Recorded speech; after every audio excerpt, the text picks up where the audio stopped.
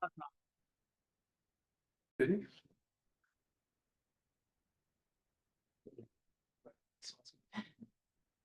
fait plaisir d'accueillir Étienne Thoret pour la première conférence CerebrUM 2025-2026. Une conférence spéciale parce qu'elle est à l'extérieur du programme officiel, hein, ce qui explique qu'il y a un peu moins de personnes dans la salle. Étienne a un bagage qui est un petit peu atypique, quoiqu'on est de plus en plus habitué à ce type de bagage maintenant dans le département. Là, quelques années. Étienne a une formation d'abord en physique théorique. Donc, il a fait sa physique à Paris. Ensuite, il a décidé de bifurquer vers l'acoustique. Donc, il a fait un programme de maîtrise d'acoustique urbaine et architecturale à Paris. Et ensuite, il a poursuivi à Marseille. Donc, il a fait un doctorat en acoustique à Marseille. Et puis ensuite, le passage de sa formation, il est venu ici à Montréal pour faire un postdoc dans le laboratoire de Stéphane Macadams et Philippe Lepage. Biche, ouais, OK. Et puis, McGill. Merci, McGill. Et ensuite, il est retourné à Marseille pour faire un autre postdoc. Ensuite, un bref passage. Ensuite, je suis allé à Paris, à l'ENS, le laboratoire de Castelissère, puis de Lorenzi. Ensuite, un bref passage à Marseille avant d'obtenir ton poste au CNRS dans le laboratoire d'un ancien du département. Enfin, c'est pas le laboratoire.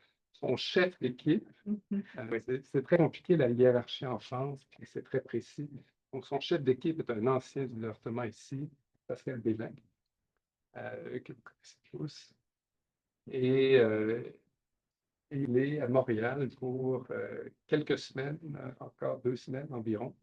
Ça fait déjà 2 semaines qu'il est ici. Là, il est venu pour travailler avec moi, puis pour présenter partie de sa recherche. Il a plusieurs intérêts de recherche, en fait. Aujourd'hui, il va nous parler de sons environnementaux, de sons écologiques dans l'environnement, mais aussi dans le cerveau. Il va faire une autre présentation au conférence le 3 septembre sur un autre de ses programmes de recherche qui est un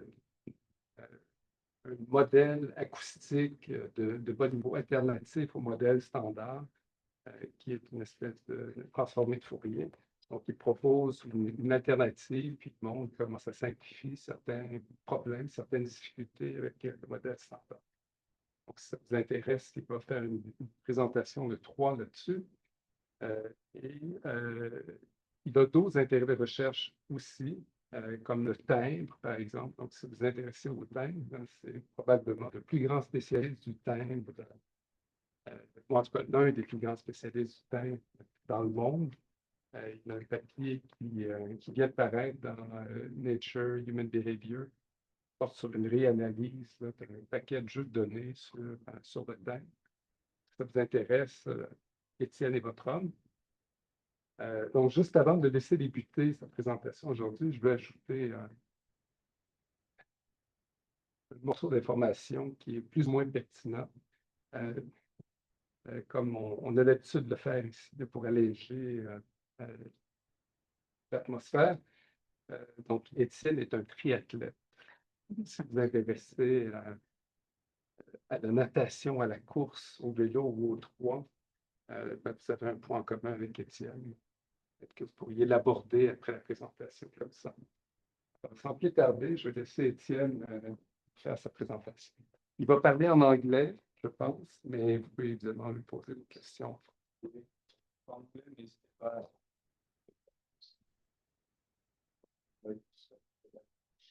So thank you, Frédéric, for this really nice introduction. I'm really happy to be here in Montreal to present you my work, part of my work. So This one, as Frederick said, is dedicated to investigate the perception and the neural encoding of the sound from the environment, and in particular in the ecological context. Just to introduce you this work, maybe more broadly. So sounds, most of the time we describe the auditory system like this. So sounds arrive at the level of the cochlea and is transformed into an electric signal into the primary auditory pathway, which is then represented in the brain, which leads to something which correlates to our perception. And I'm really interested in by the relationship between these different stages, and in particular to decipher the different representation of sounds within the auditory systems. So most of us know that at the level of the cochlea, we can say that the cochlea is doing a kind of Fourier transform. So as Frederick just said, I'm also working on this very specific topic, and I'm trying to develop new models to account maybe better and in a more unified way of what happened at this level of auditory processing. But this is not the topic of my talk today. And after the cochlea, sound is transformed at different levels, and the first one maybe is transforming the information into spectrotemporal modulation, which is kind of Fourier transform actually. And then the most recent models of the auditory system consider that the brain is a kind of deep neural networks, which leads to deep representations that are most of the time opaque. So we know that this kind of model correlates well with brain activities, but it's not really easy to understand which information is embedded in these deep layers. So the auditory system and its neural basis has mainly been studied with speech and music. So at the level of behavior, many people interested in musical instrument timbre, myself also when I was a postdoc with Stephen McAdams, but many other people investigated music and related to speech actually. So Robert is here today, but he's probably one of the most contributing people on these fields that try to better understand how the brain is coding these different kind of signals. And more recently, thanks to deep neural networks, we are even able to account for what's happened when we are perceiving language with works from many different teams that are able to account for the brain activities when we are perceiving continuous speech. So this is really interesting because these work are really relevant, but since we are maybe, and we were not born, but we are immersed in natural soundscape for billions of years, maybe even before than when we were able to speak or to communicate with other people. So by soundscape and natural soundscape, I mean this kind of sounds.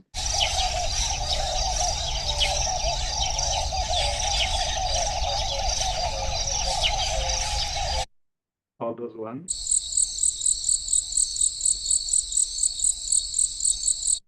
Those two sounds have been recorded in Senegal in the desert in the Sahel. And I'm sure that you identify insects and birds and not at all any signal related to speech and music. And that was mainly the ambience in which we were immersed way before being able to communicate. So we may imagine that our brain has also evolved and maybe keep still now functions and abilities to encode the information embedded in these different signals.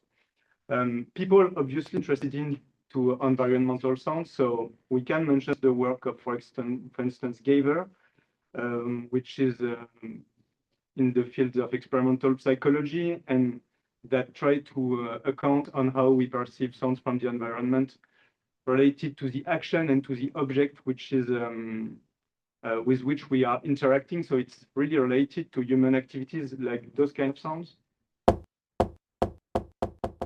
You probably all recognize something which is bouncing on a wooden object.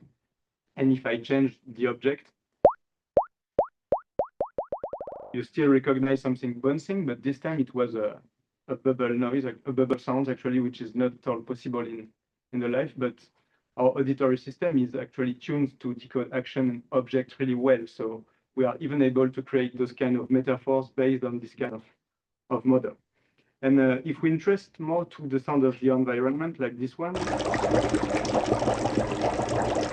many works investigating how we are able to perceive and recognize sound textures, but again, this is only investigated in the case of single sound source recognition, which is quite limited.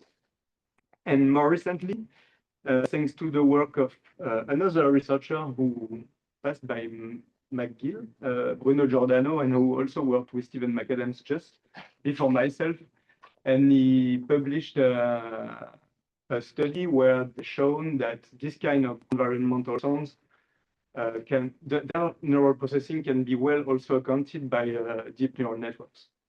So this is really interesting, but this is not actually what I wanted to study, because if we focus on completely another field, which is named ecoacoustics, and which is interested in not at all by auditory perception, but just by ecology, they are really interested in by understanding those sounds. So just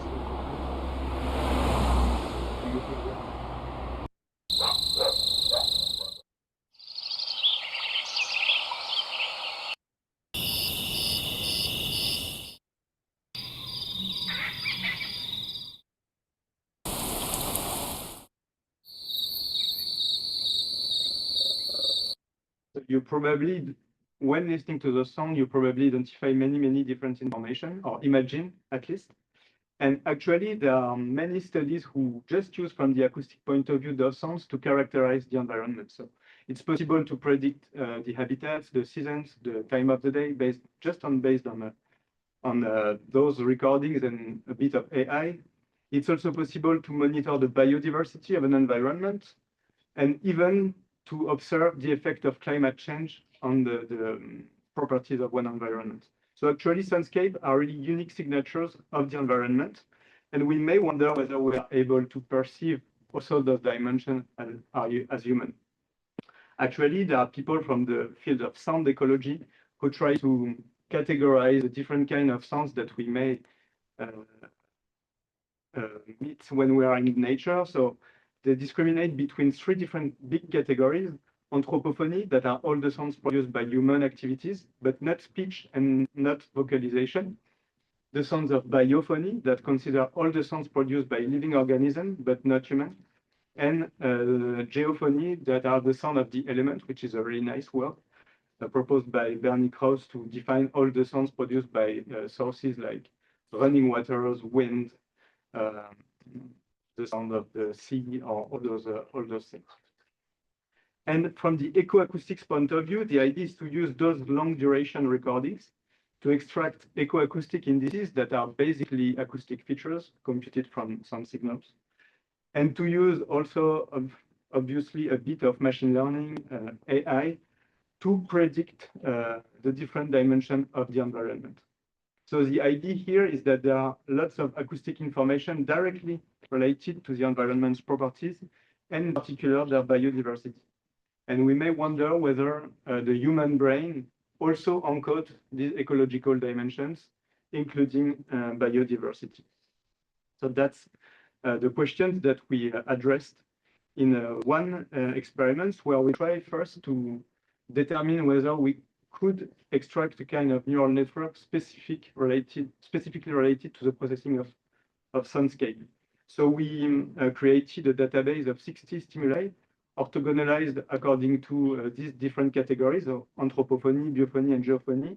We also use both monophonic and stereophonic sources, but with the same sounds.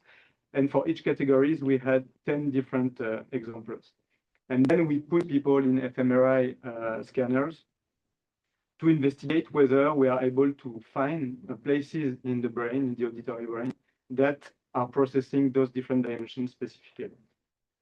So we first determined the auditory responsive areas with a very basic sound versus silence contrast. And then we used representational similarity analysis searchlight, which is a method derived from the representational similarity analysis method proposed by Krieger-Korte, and which basically allowed us to link models. So, for example, acoustics models of what is plausibly processed in A1 in the primary auditory cortex to neural data. So how does it work? We compute dissimilarities between here pairs of sounds and representation, and here dissimilarities between neural activities. And then we do that at different places in the brain, and we compute basically the correlation. So there are more geek techniques that maybe improve those things, but the idea is this one. And then by mapping those correlations into the anatomy, we are able to determine which place in the brain is representing the same information as it is embedded in this model. And why is it really interesting is that it's because we can do that with different RDM models, actually. You can use a model of A1, but you can also use your ecological models like anthropophony, lophony, and geophony.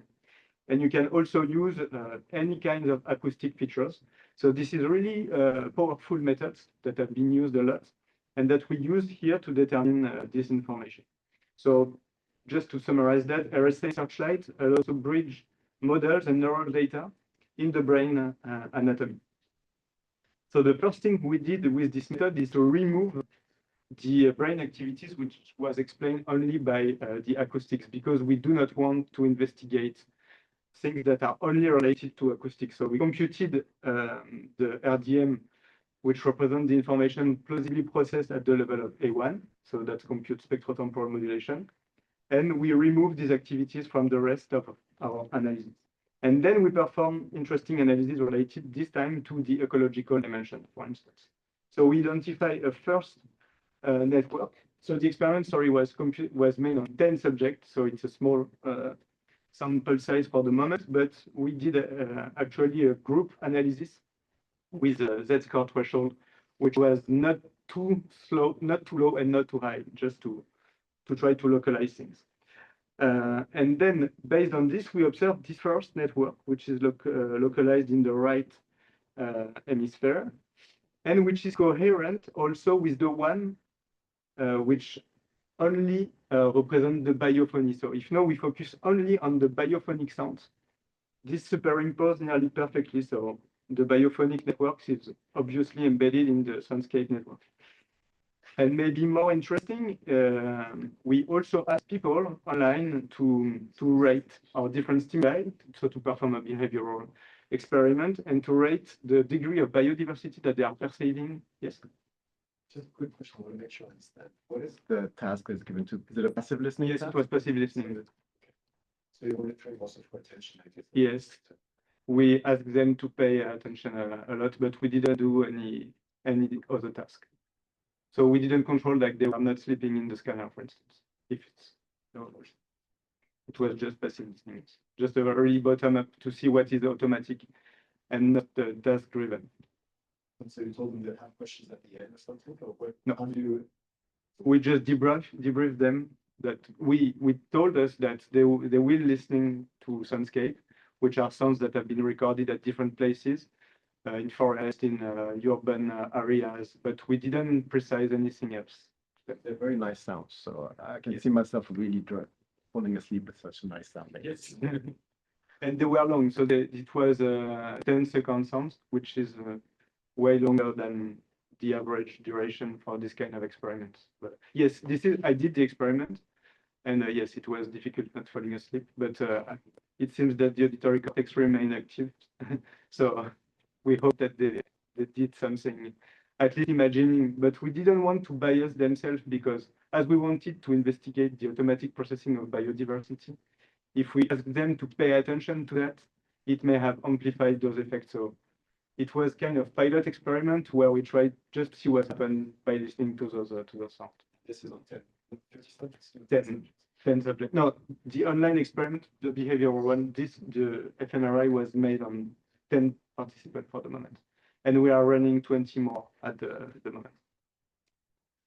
So this analysis is at the group level, but the last one you will see has been made at the subject level and is coherent. So we are nearly quite confident about what we are presenting today, but obviously we hope that it will be confirmed by the 20 more participants.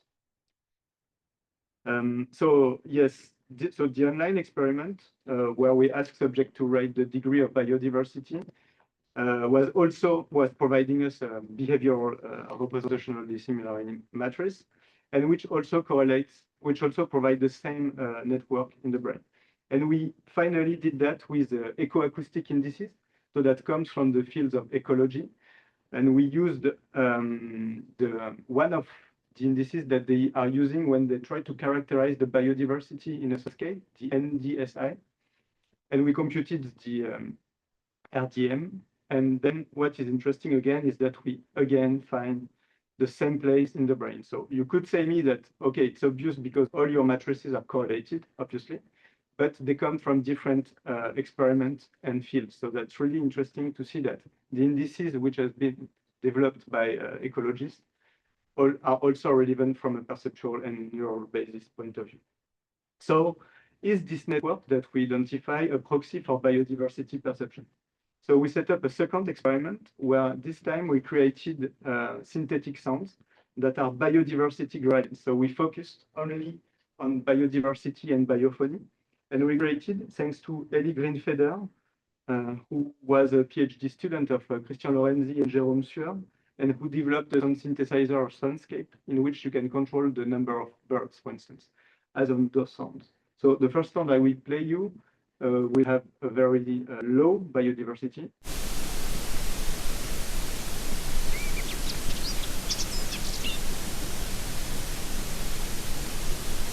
Then we had 5 different levels, and the one with the highest sounds like that.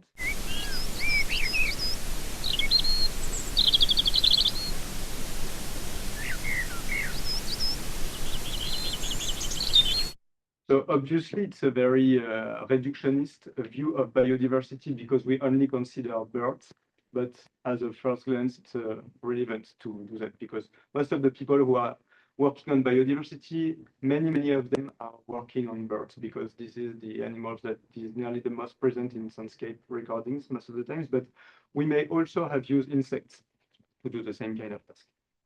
And we generated 60 different stimuli, 5 biodiversity degrees with 3 different backgrounds, and 4 repetitions per stimuli. And it was the same duration, 10 seconds. And we made the experiment with the same participant, again with a passive listening task. And the experiment lasted almost 1 hour. And the results are really interesting because if we look at the activity in the areas identified in the first experiment, if we group all the subjects together, we observe that there is a correlation actually between the activity in the biophony-specific areas and the degree of biodiversity. So I made this analysis at the subject level just to show you that it's not a group and a spurious correlation effect. So it works more or less well depending on the subject, but we have significant correlation, significantly higher than 0. And in particular, if we compare it to a control situation where I removed the biophony-specific areas and I did the same analysis on the rest of the auditory cortex, it provides a correlation which is near to 0 for all the different participants.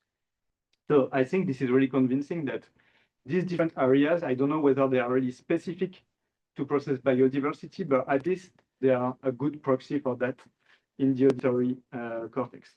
So obviously, this is a preliminary result because we only had 10 participants, but as it works at the subject level, we are nearly confident that we may have the same result. I really hope that we have the same one.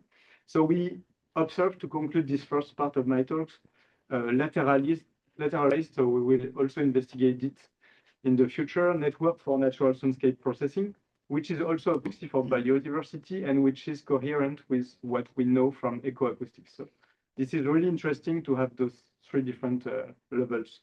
Obviously, we have limitation. The noise in the scanner is maybe the biggest one because we are listening to soundscape and we have a lot of background noise.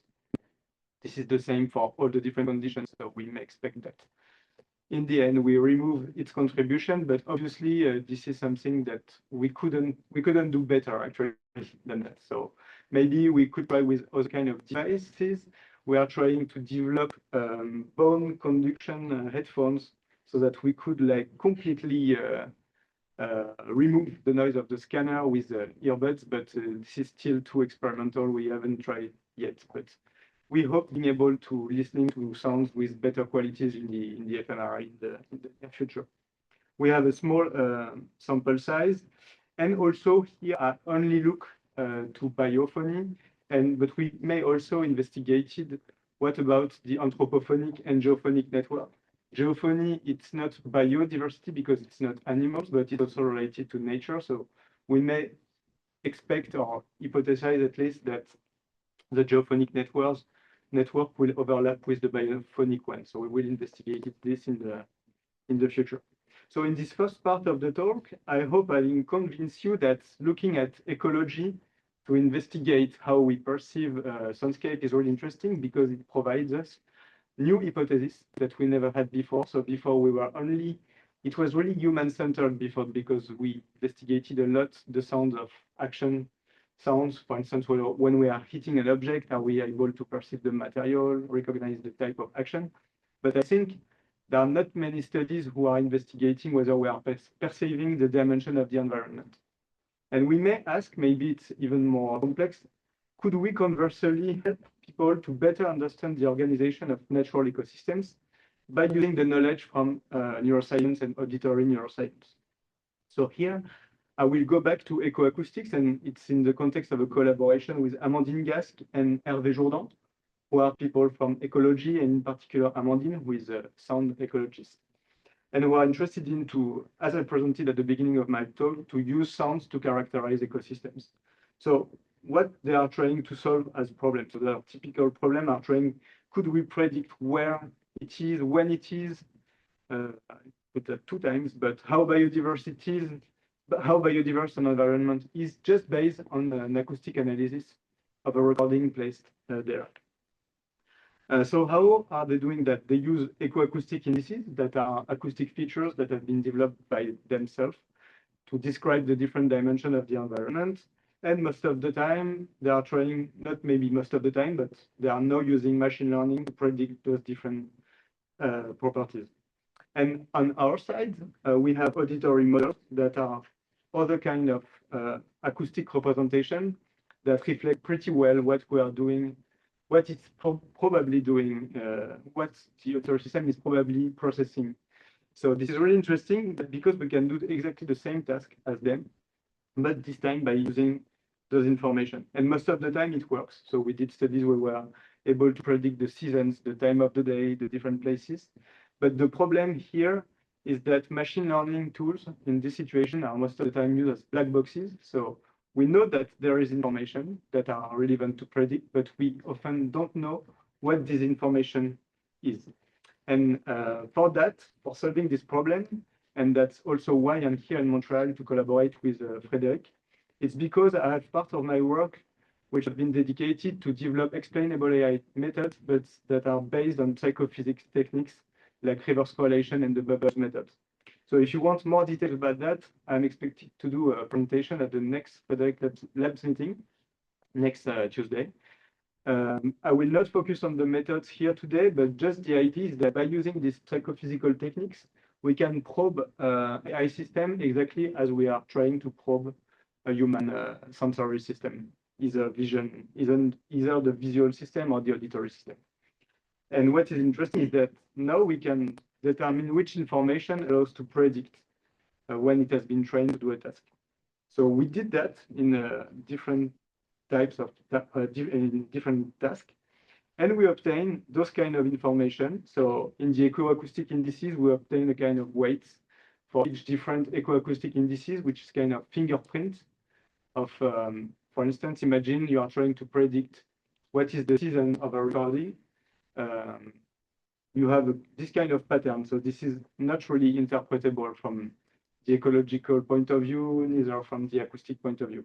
While here, we have the same interpretation for the same task, but that are definitely more easily interpretable because we know how the information is represented in this information. So this is really a very methodological approach, which is really interesting because we can now interpret ecoacoustic indices in an interpretable auditory representation to develop new ecoacoustics markers. So the outcome of this project is definitely not in my field. It's in the field of my colleagues from ecology, but this is really interesting because here we are using techniques from neuroscience to solve a problem in the field of ecology. So we are able to help to characterize natural environment by using this auditory knowledge.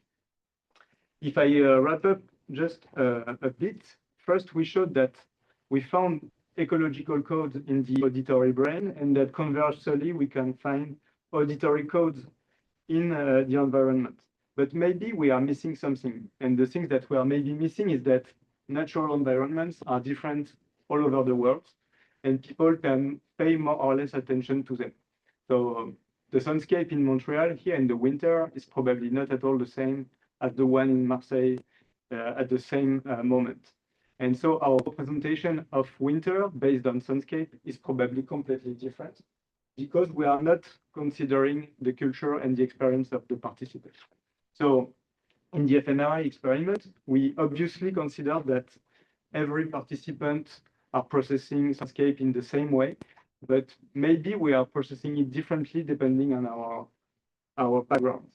And this is something that we want to investigate. So, and we have investigated in the context of a study I will just present you. Are we expert of the soundscape in which we live, which is an hypothesis that many ecoacousticians are telling by their own experience, but they never really tried it. So to investigate this, I had just the chance to go to Senegal this year in the Ferlo region, which is a region in the north of Senegal, which is here actually, in this place. Why I went there? It's in the context of the big ecological project, which is named the Great Green Wall, in which they are trying to fight against deforestation by planting trees, actually. So this was the motivation of the study, so putting recorders in the different places where they plant trees to see whether the landscape were different at these different places. But the chance I had is that there are also anthropologists from the Université Cheikh Anta Dakar, and many French colleagues who are already working there, who are also interested in by how people in this region are perceiving the environment, and in particular, how they are perceiving the restoration of the environment. So we had the chance to be able to bridge different fields, so from ecoacoustics, by using recordings that have been made there with long-term recorders, to do also guided interviews of people living there in Ferlo. So there are most of the time pastoral population that live in the nature. They are using nature as a guide because they are putting their animals there and living outside all over the year. And we were able to make psychophysics testing with them to investigate our own questions. So concretely, what we did, so we first started by doing a database of Senegalese landscape, like those one, made at different season and different moment of the day and different places, but near Ferlo, which is the place where we were interested in to interview people. So here, this is the sound recorded at dawn at the wet season, and here you have the sound recorded during the night at the wet season at the same place. So you clearly see that it's not at all the same. And we did interviews with people, so the conditions were really hard because it was nearly 46 degrees. So during doing interviews during 2 hours with people, with interprets to help you to discuss with them was really hard. But the colleagues with whom I'm working, Chloé Laloy, did those interviews, and in the context of those interviews, we had the chance to do a very small psychoacoustic test, which were 2 alternative for choice or 4 alternative for choice, where we tried to investigate whether they were able to recognize the seasons and the moment of the days based on the recordings. So the hypothesis was that because they are living there and they are living mainly outside, we may expect that they are also able to recognize those information. And actually, colleagues in Paris, Christian Lorenzi, also did experiment with a student at the ENS. So they tried exactly the same task, but they used Soundscape from Sequoia Park in the US, and they asked participants from Paris to identify the season and the moment of the day. And my point was that they failed, obviously, because they were not able to recognize the season because they never been to Sequoia Park. So here, the hypothesis we had that with those people, we may maybe expect that they are able to do this task. So as a control, we also use online testing using like those like Prolific to make the same task, but with French people who never been to Senegal, just to be able to compare. And the analysis was really interesting. Oh, so sorry, first, I have just a small break to explain you the season in Senegal. So in Senegal, there are two seasons, according to ecology, a dry season and a wet season. But according to Pearl, they have 5 seasons because they are also considering the transitions between the different seasons. So when you discuss with people, they never wanted to answer us, this is the dry or the wet season. They answered us with their Pearl name. So we had to map that thanks to ecologists and to have a kind of agreement on which season they have corresponds to the one that has been defined by ecology. So finally, for the analysis, we base only on those ones which are more related to the ecosystems than those ones that are more related to their culture. But obviously, it would be interesting to see whether they are more performant for those ones than for those ones. And the results are interesting because participants can discriminate between season and moment of the day, either the French or the Senegalian people. So they are able to tell that two sounds are different. But this is coherent with the literature, as I just said. But if we are now looking at the recognition abilities, they fail. So both populations, so it went against our hypothesis that those people will be able to do the task. Maybe if we add subjects, we will reach a better accuracy, but I don't think that we will have a very high accuracy. But the result, which is really interesting here, is that either for French or for people from Senegal, some of them were able to do the task and some of them failed, but those who were able to recognize the season were also able to recognize the moment of the day of objects most of the time. There is a positive correlation between the accuracy in these two different tasks. So that means that at the population level, probably we are not able to do those tasks because it's really difficult, but maybe among us, some of us are paying more or less attention to the environment, and maybe we are more or less expert of that. So, yes? Did you try something like unsupervised learning, like clustering on the data, just to see if you have actually structure in the data that clusters into like 2 or maybe 5 subgroups? Of participants? No, the actual acoustics. Oh, acoustics, yes, and we can discriminate easily from the acoustic. The acoustics cluster into like 5 groups, potentially, or 2. For season, we did a study where we trained a machine learning classifier to predict the season, and yes, it works. That's supervised. So Oh, yes, supervised. Oh, unsupervised? Unsupervised. No, I haven't tried. I've tried on participants to see whether we have groups of participants, but not on the acoustic data. You It'd think? be interesting to see if there's actually structure in the data. Okay. Because arguably, if depending on when you're recording those sets, because for example, for some of the population there, they might want to hear a specific sound of a specific bird, and then they know that it's that season. But if you're recording at a moment where that bird is not heard, they don't have that information. So it would be interesting to see if actually in the data that's without any supervision, just unsupervised, whether they cluster in any way. Because if they all lumped up, it's not surprising. Actually, yes, I haven't planned, but we will do. Thanks for the advice. But there is also the interviews from the anthropologists that is definitely harder to analyze because it's 2 hours of transcription.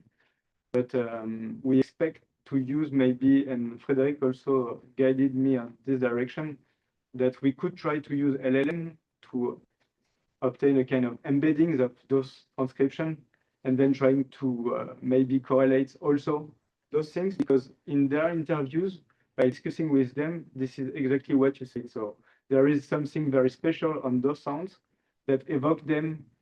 For instance, because I'm hearing these birds, this is just before the dry season, and those specific things are present in the interviews, but they are not at all present in the psychophysics answer. So yes, I really hope to go deeper in the analysis to better understand how they did the task or not. But for the moment, we can just say that some of them are really able to do the task and others not at all, but we have more hypotheses than conclusion about these things.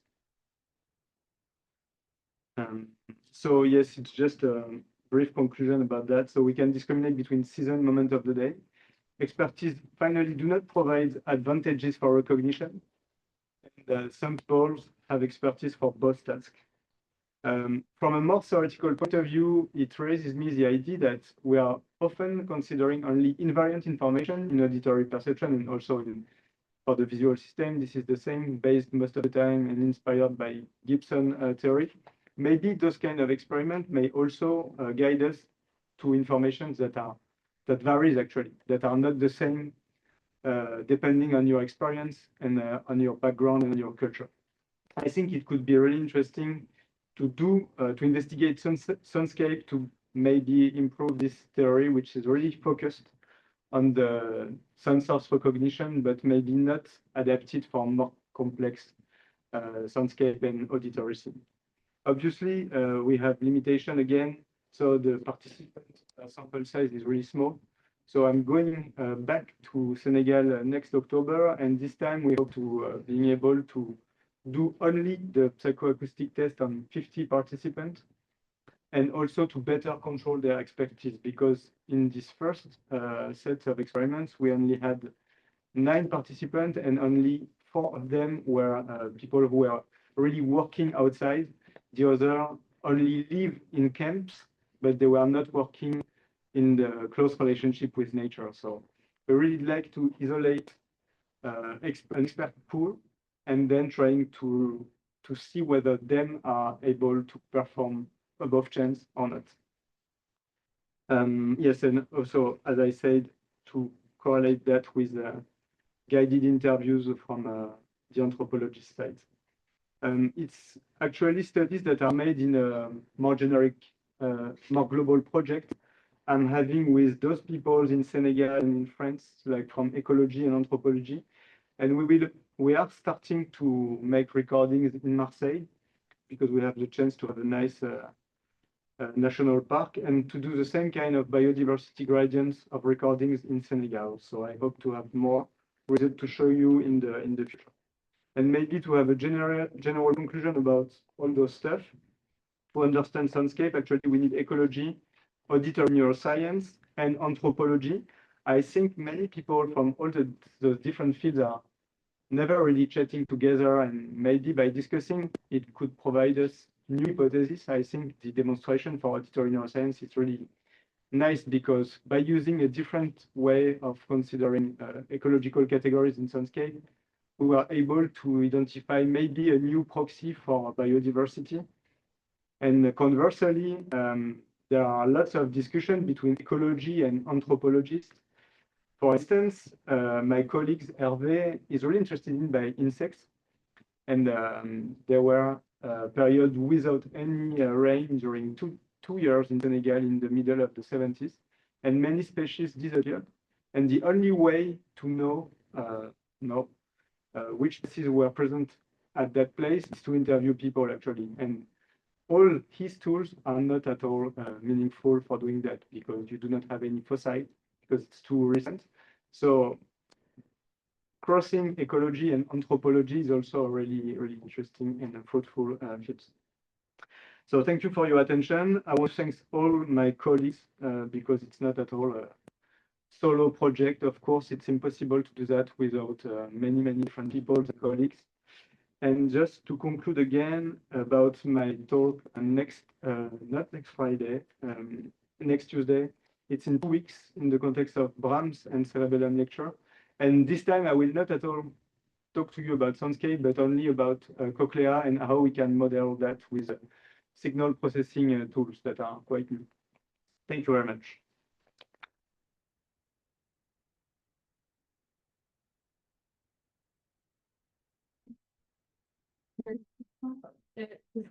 Oui. Je me demandais pourquoi vous avez choisi, je ne sais pas si on a bien compris, pourquoi vous avez choisi de séparer seulement les saisons sèches et humides, versus de regarder les 5 saisons. En fait, on l'a choisi pour l'analyse parce qu'on voulait se focaliser sur les saisons écologiques. En fait, l'idée que je voulais tester, c'était que est-ce qu'on perçoit ou pas les dimensions vraiment physiques de l'environnement et pas celles qui sont reliées à notre perception.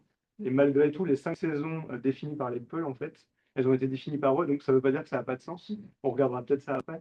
Mais dans un premier temps, on voulait vraiment voir est-ce que les invariants de l'environnement, est-ce qu'on les perçoit ou pas. Donc, vous n'avez pas encore eu le temps de regarder. Est-ce que la performance est peu augmente quand vous regardez les deux? Non, et il faudra qu'on refasse une expérience parce qu'en fait, les saisons qu'on a présentées, en fait, c'est qu'à 2 points temporels dans l'année et pas à 5 points temporels. Et il faudra qu'on prenne des sons qui sont effectivement enregistrés dans les 5 moments.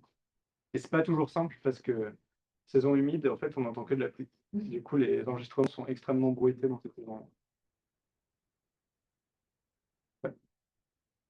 In your first fMRI experiment, you mentioned that part of your analysis pipeline was to remove the acoustical information or the acoustical features, I think you said. But I wonder what that really means, because if you remove all acoustical features, then obviously More sound. all the stimuli would be physically identical. Right? Yes, if you remove all of them. So, Yeah. so what are you removing, and what, and more importantly, what's remaining? Because whatever's driving the brain activity there has to be some physical acoustical difference, right? Because otherwise it would be telepathy or something, I don't know. I fully agree. Yes. Actually, this was maybe to anticipate a regular question, because we often ask to remove the contribution of the primary areas. And here, what I called acoustics models was actually a models of what is probably processed in A1, and that is reassuring because we are observing that if I just show you that the activation was really close to Echel gyrus, but the idea was, I agree with you, it really depends what you name acoustic information, because all is acoustics, in my opinion. But for instance, in the Bruno Giordano's paper, they are differentiating between acoustic information and embedding information that comes from deep neural networks. So the idea here was to remove the primary auditory areas activities by considering their processing spectrotemporal modulation. But I think the question therefore is, what remains after you perform this operation, which is what's driving the other responses that you see, right? Because it seems to me like, also from hearing the examples, what you're calling the biodiversity response, I think might be more parsimoniously explained in terms of just, greater level of spectral modulation or something like this, right? I fully agree. So It should be more consistent. In fact, you find it in the right, level portion. yes. So I guess I'm wondering, do you really support like a domain-specific interpretation that there's some kind of representation biodiversity which is independent of the acoustical input? Or is it really just that we don't quite understand the relationship between the acoustical input and the representation of that particular feature? As an acoustician, I fully agree with you because, in my opinion, everything is acoustics, and here I do not support anything for the moment, but I really think that you're right. This is just a grouping of acoustic information from higher level. That's exactly what is done in deep neural networks, and we are often separating between signal processing representation like spectrogram and spectrotemporal modulation, but the layers of deep neural networks are doing exactly this. Fourier transform nonlinearities, Fourier transform nonlinearities. And I'm nearly sure that the things that we're observing here are just kind of areas that are able to group relevant information related to this task. But I also think that for other tasks, so I don't really trust like domain specific things. I would be more inclined to defend the domain generic things that we are just processing acoustic features, grouping them, and depending on the task, we are using it for doing things. Here we are doing passive listening, so this is maybe why this is not really able to conclude on this. But at this level, I don't really think that I will bet on one aspect, specific or generic. Perhaps related to this, it seems that you're looking for an isolated blob or a region that specifically encodes the dimensions you're interested in. But it could also be like a distributed network that work together to extract the acoustic features that eventually lead to categorizing these different types of soundscapes. I mean, this is an old thing that I've been asked to several times, remove the physical properties, because otherwise it's not category information. But this is ridiculous. Without the physical properties, all the stimuli are the same, and they're made by these physical properties. So I think it's time to move on from this old remove the physical features argument and just. But I want to finish it, so I have to answer after you. Yeah. No, but we were asked with Pascal to answer this exact question in the recent papers about voice, and exactly the same question. So is it specific to voice, or is it processing like just acoustic features? And so the only way we had to answer was to compute like partial correlation and removing what is explained by, but you can choose another acoustic features that will explain what you don't want to remove. So I agree. I think it's backwards thinking, and it has to be that some high level brain areas does some kind of readout all the way back to A1 to really be able to process what's the differences between these sounds. I mean, if you remove the physical properties, how can you do that? Like it just doesn't make sense. Doesn't make sense at all. The question about active versus passive, because then think you mentioned this. And if you have the question becomes slightly different, but still, instead of removing any contribution from the acoustics, you can compare the conditions where subjects were passively listening to actually actively listening. Then you can have higher order. And it's the result being because now it's slightly different because you're paying attention to the differences between last condition. For biodiversity gradient, we were maybe expecting something in the parietal areas because it would be also related to the ability of counting objects, but we observe nothing in the data. And related to what you said, I agree also because if you look at the subject level activation, these are distributed in this average brain. So it's a network, it's not a place area, if we agree with you. So I was obviously also influenced by Pascal's work and temporal voice areas. I haven't the time to superimpose it to this network to compare whether it's the same places. So. But I agree that it's all these acoustics are physics, and we should analyze all the different levels, and that's what deep neural networks are telling us. So we have different stage of processing, and just have you tried to compare the representation of the different layers of the deep network to the brain data and see if there's some kind of hierarchical structure, or early layers correlate with A1, and then as you move deeper into the network, you see this progression from posterior to anterior.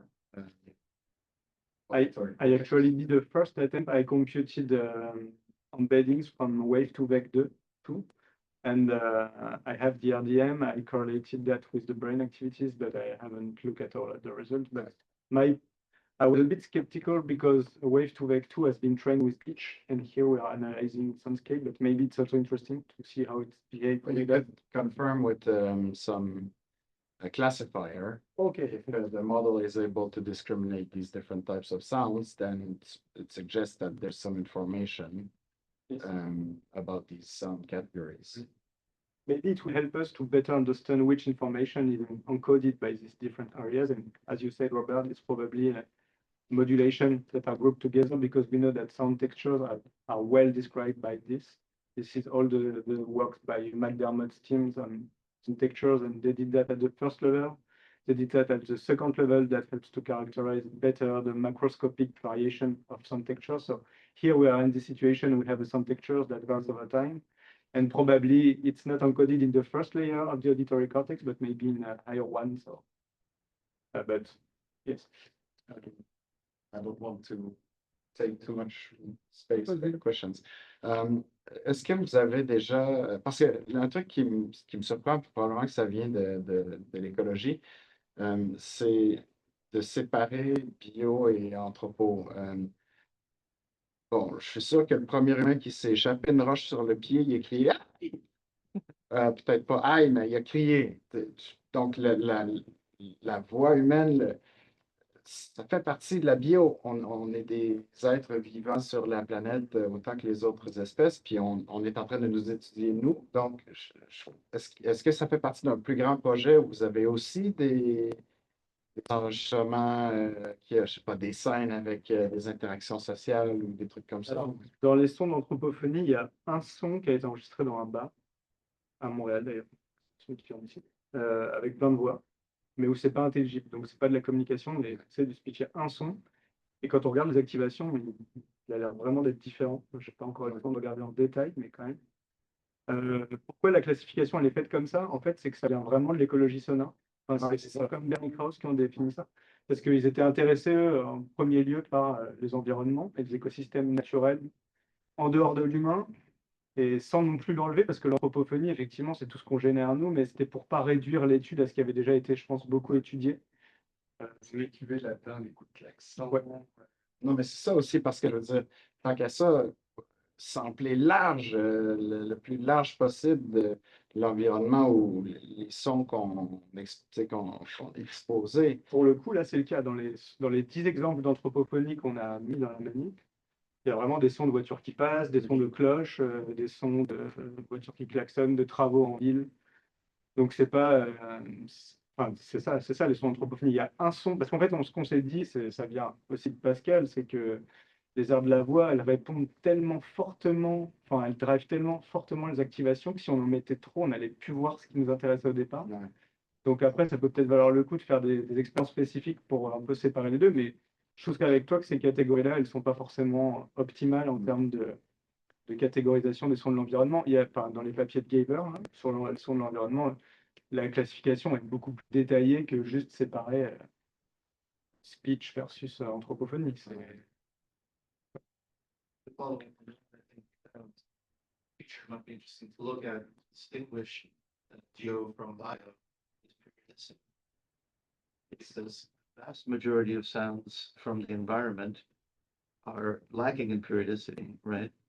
Except for rare cases like the wind blowing over, reeds in the swamp or something, or in the wind in the trees sometimes produces whistling. But 95% of it is just noise, right? Whereas I think 95% of sounds produced by animals, certainly animals have a vocal tract, obviously they have some element that vibrates, right, in a periodic fashion. But even like crickets, crick, crick, crick, crick, it's very periodic. Mm. And we know, of course, that there are physiological structures in the auditory system that are highly sensitive to encoding periodicity. And so that can't be by chance, right? There must have been a pretty strong selective pressure to be able to detect periodicity. Also because if you think of it from a purely stream segregation point of view, periodicity is a really good cue to segregate an object from the background. So if the background is generally aperiodic, and the thing you're looking for, which is either a conspecific or maybe a predator, is making periodic sounds, it's going to be really good to develop a nervous system that is sensitive to that feature. I agree. And what we may expect is that geophony is maybe better explained by models like McDermott's one. So we can compute the same RDM. And I will try that, but I really expect that sounds from geophony are better accounted by second order modulation in his model than by other higher level features that we can extract from a deep neural networks. But I agree that periodicity are a very important cue more for geophony than I would have said temporal modulation, but I agree that it's periodicity at a different way. That too depends, obviously. right structure of the creature that is creating the sound, right? I guess if it's more externally produced, like an insect, like the buzzing of the wings, there's no resonator, so you just have like the sound produced just by the periodic movement of the object, right? Whereas if you have a vocal tract, you have resonances and you have formants and you have harmonics and you have all kinds of things.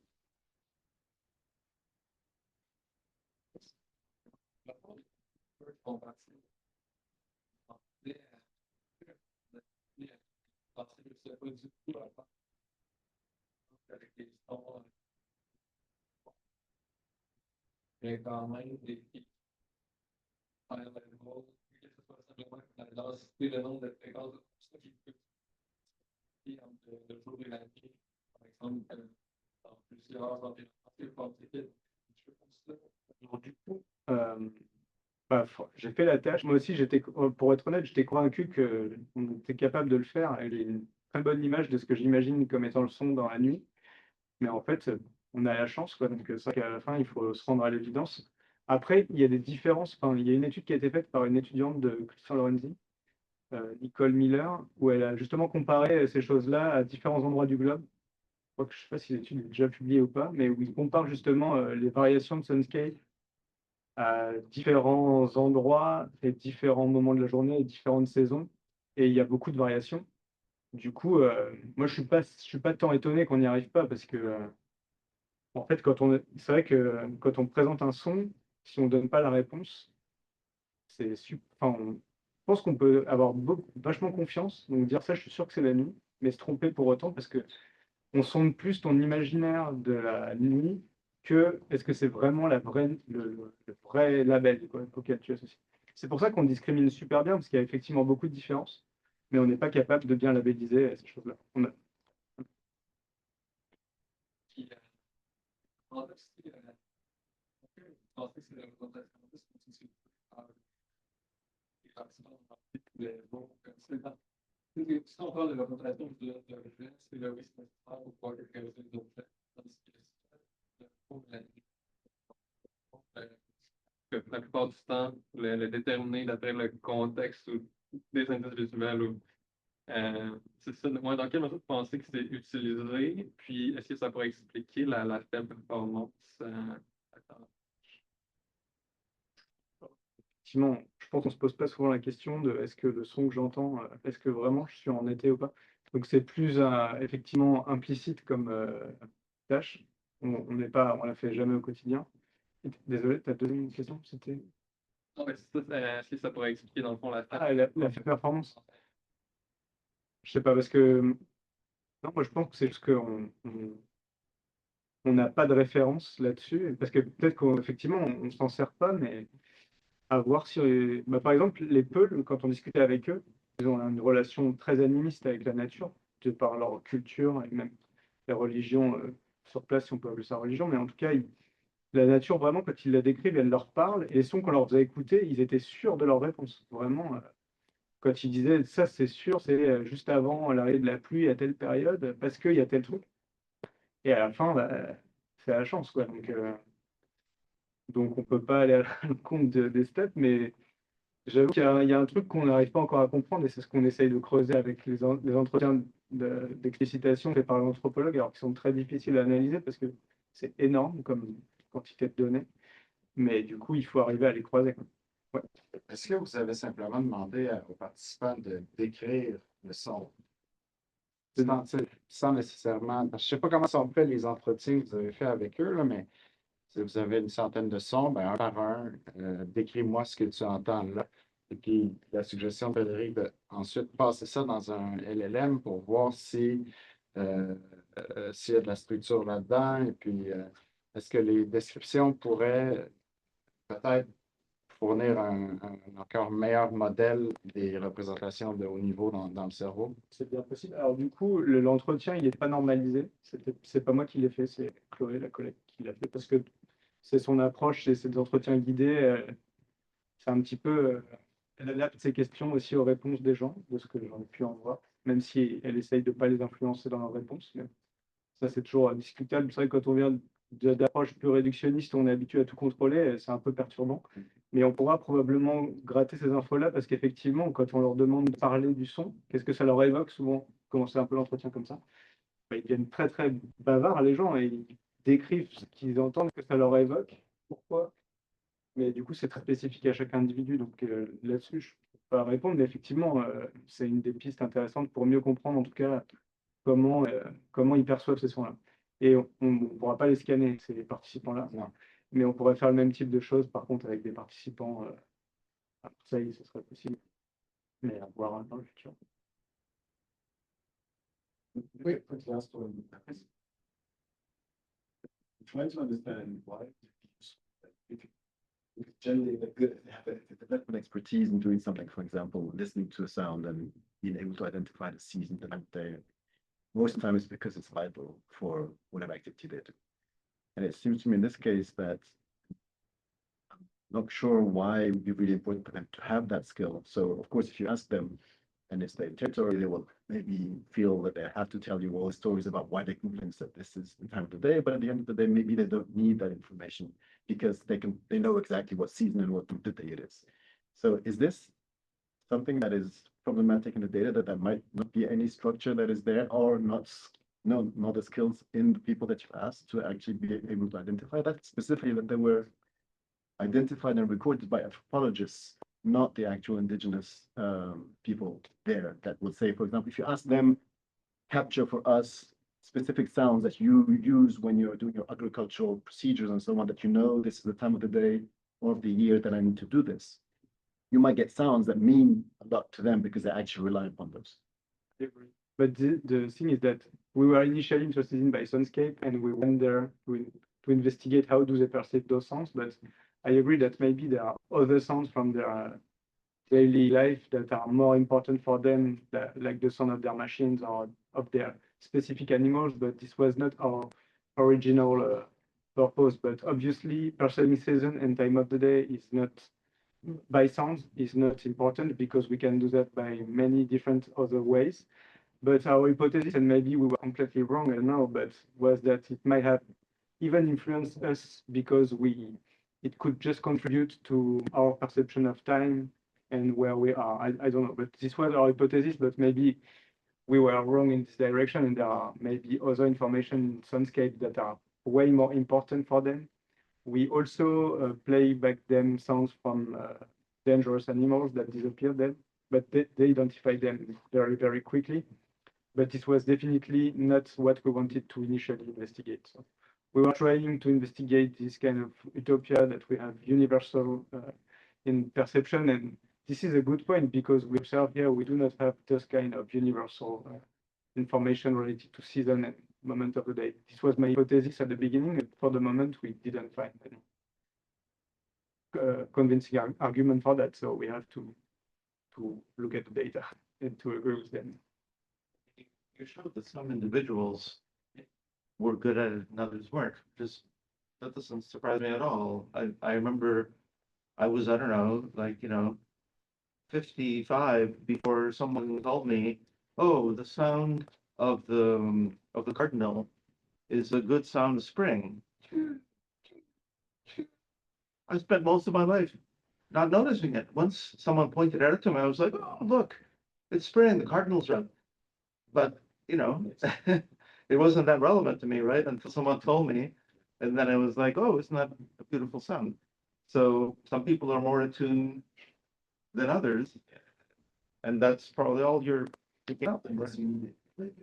Unless you need it, yeah. If you're a bird watcher, or if you're hunting that bird, then yes, you would need it. But otherwise, you may just not ever notice. What I'd love to try with those people, but it's very difficult because we do not have access for long duration with them, would be to do a kind of battery of tests for pitch perception and all those things, and seeing whether those who are experts for perceiving season and moment of the day are also expert in other auditory tasks. You could ask the same questions without going to Africa, right? But he likes to travel. Well, it's probably amazing to go to, but Is to spend all this research money.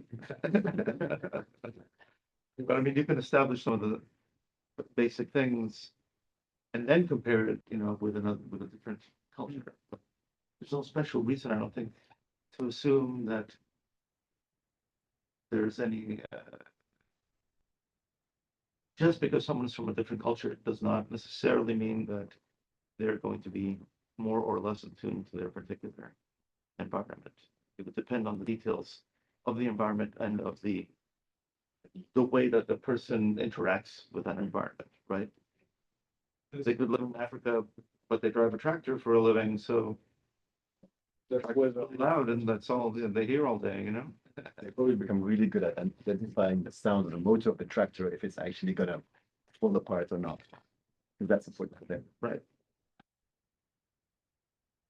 Merci beaucoup, Étienne, pour la présentation. Je propose qu'on continue avec un verre à la main, comme